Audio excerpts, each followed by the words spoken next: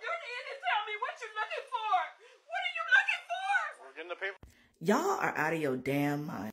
First off, Google Maps is free. I have no idea why we, in this day and age, have technology to identify and get a correct home, and we knocking down doors in different homes. Like, what the why can't we not hire someone to do a little bit of recon on the house to make sure that this is the motherfucking house that you guys need to be rating, and then you rate the house? Like, why can't you do that? Take that extra step to.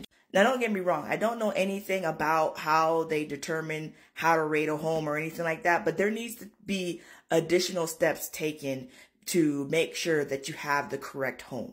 Like, that should be a fucking law. Not only that, but let's just say you did get the wrong home, right? Why the fuck is this woman naked? Why is she handcuffed naked? No one there was like, yo, let's get some clothes on this woman, make sure she's covered up. You know, she could be handcuffed to the side while we figure this shit out. Like, for the entire time, she's just there naked. No one is helping her out. No one's covering her up. No one's explaining shit to her to tell her exactly what's going on. Like, these people barged into her fucking house. She naked.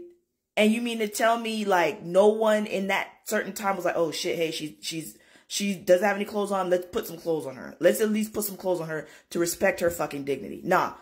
All you hear is, oh, let's just toss her to the side and then we're going to take pictures of this. Like, the fuck? She is not an animal. Put some fucking clothes on her. Y'all got her handcuffed. Get clothes and put it on her. Wrap a blanket around her. Something. You just have her out in the, like, that's just ridiculous. I don't know. I see a big ass lawsuit coming through. And that's exactly what they get because they didn't do anything.